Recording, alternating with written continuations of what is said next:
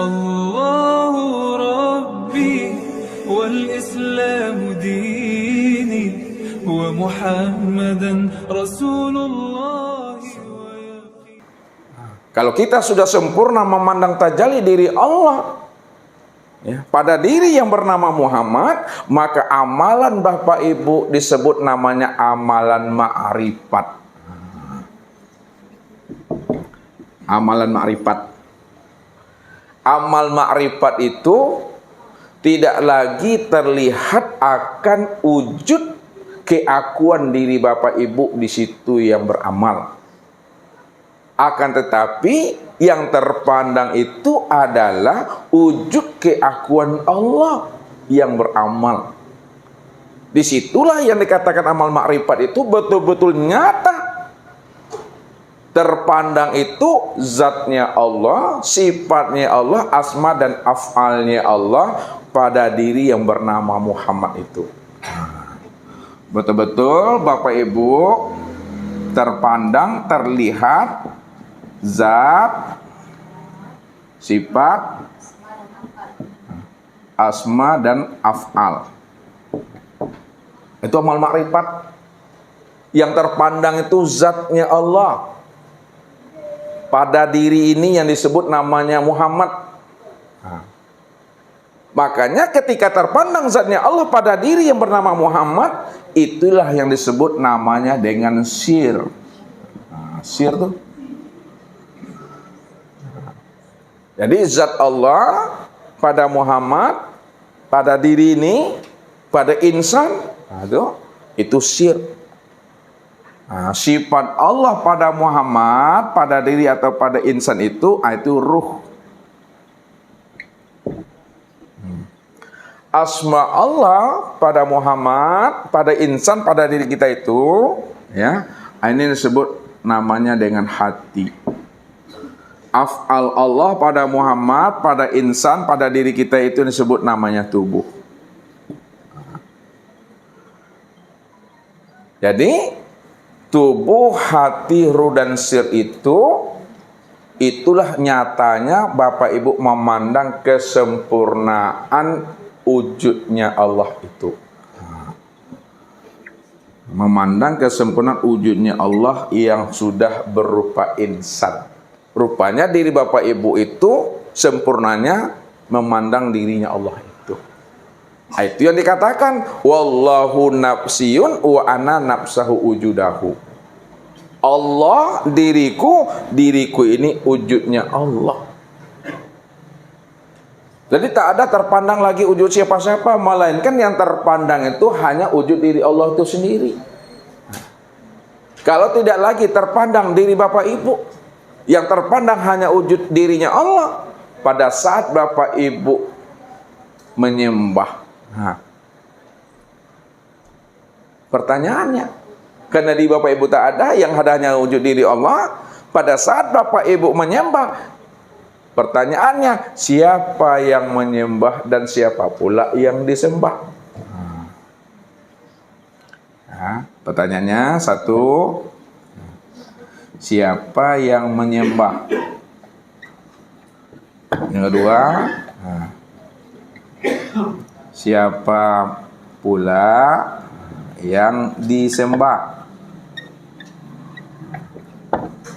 Karena diri Bapak Ibu tak ada lagi, ya. Karena diri kita tidak ada, yang ada hanya diri Allah semata-mata. Siapa yang menyembah dan siapa pula yang disembah? Yang menyembah itu adalah sifat. Siapa nama sifat tuh? Muhammad. Muhammad. Pada diri insan rupa apa tuh? Pada diri insan rupa tubuh. Dia. Jadi yang menyembah itu sifat, ya. Namanya Muhammad, pada diri insan itu disebut namanya dengan tubuh. Sedangkan siapa pula yang disembah? Yang disembah itu adalah zat. Siapa nama zat? Adalah Allah. Pada diri insan rupa apa? Ruh. Karena tidak ada diri Bapak Ibu di sana, yang ada hanya diri Allah, maka sebenarnya dalam penyebutannya mengungkapkan bahasa kias, perumpamaan, yang menyembah itulah yang disembah. Yang menyembah itulah yang disembah. Yang disembah itulah sebenarnya yang menyembah.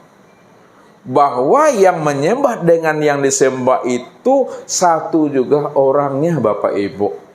La sholata illallah. Ya, la yazkurullah illallah. Tidak ada yang sholat melainkan yang sholat itu hanya Allah. Tidak ada yang mengingat dan yang diingat melainkan yang mengingat dengan diingat itu hanya Allah. Wa'buduni hadza sirati mustaqim. Akulah yang menyembah dan memuji akan diriku sendiri. Tak ada siapa-siapa di situ. Kalau Allah cuma yang ada, yang menyembah itulah yang disembah itulah sebenarnya menyembah. Hanya diri Allah semata-mata. Untuk apa Allah melakukan penyembahan pada diri sendiri? Sebenarnya Bapak Ibu, kalau kita sudah sempurna pemahaman kita kepada satu wujud, yaitu Allah, la sautun wala harfun. Tidak ada lagi suara, tidak ada lagi kata, tidak ada lagi ucapan dan pertanyaan siapa yang menyembah, siapa yang disembah. Hilang kalimat itu, hilang bahasa itu. Kalau dizahirkan juga sempurna kalimatnya itu, Allah itu ingin menyaksikan akan kesempurnaan dirinya sendiri. Dirinya lah yang besar, dirinya lah yang terpuji, dirinya lah yang maha indah. Ketika Allah menyaksikan akan kebesaran dirinya sendiri, kesempurnaan dirinya sendiri, pujian diri sendiri, tujuannya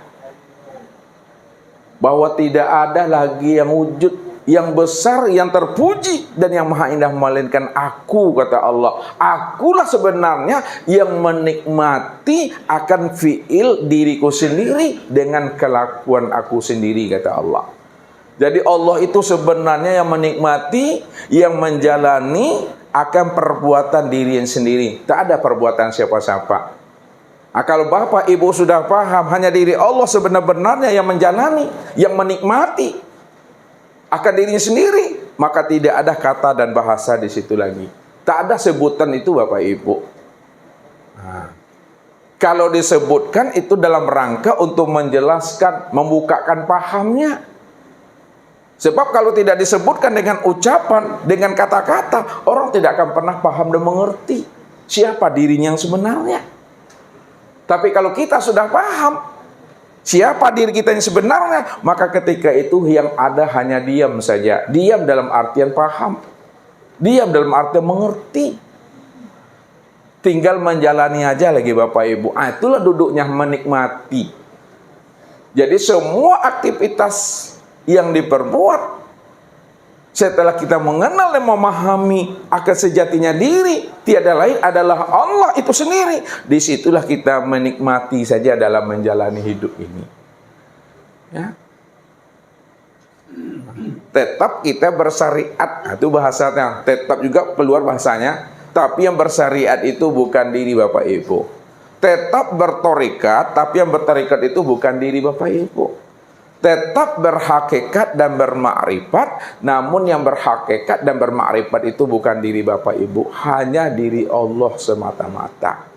Kalau hanya diri Allah semata-mata, maka tidak pula disebut lagi Allah itu bersyariat. Tidak lagi pula disebut Allah itu bertorikat.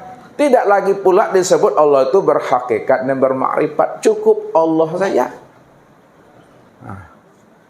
Kalau dah paham kita cukup Allah saja, maka cukup Allah itu pun tak boleh diucapkan.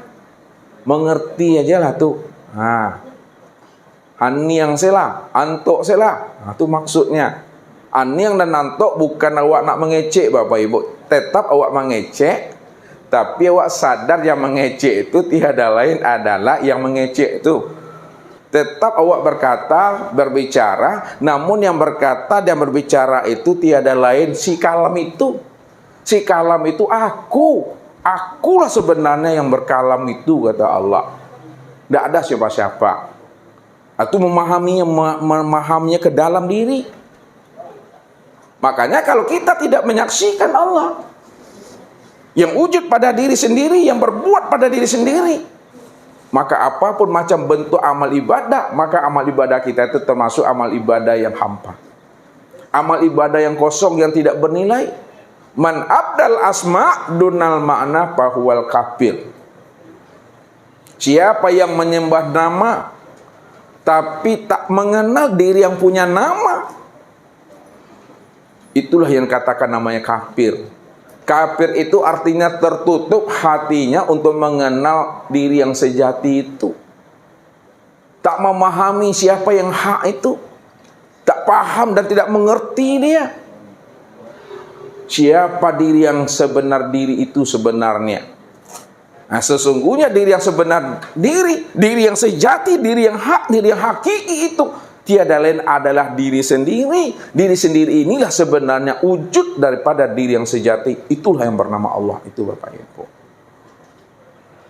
Nah, ketika itulah Bapak Ibu telah dikatakan namanya bersyahadat tuh. Nah, ketika itu Bapak Ibu namanya telah menyaksikan Allah nyata pada Muhammad, pada diri sendiri yang disebut insan. Setelah paham kita menyaksikan Allah nyata pada Muhammad, pada diri insan, disitulah muncul namanya suatu kalimat syahadat diri. Nah, cukup di dalam duduknya. Syahadat diri itu betul-betul menyatakan pada diri tidak ada yang wujud pada kulit, daging, urat, tulang, limpa, hati, jantung, rabu, empedu, buah punggung, ruh dan sir, melainkan hanya Allah. Allah, diriku itu yang bernama Muhammad. Allahu Rabbi wal Islamu dini wa Muhammadan Rasulullah.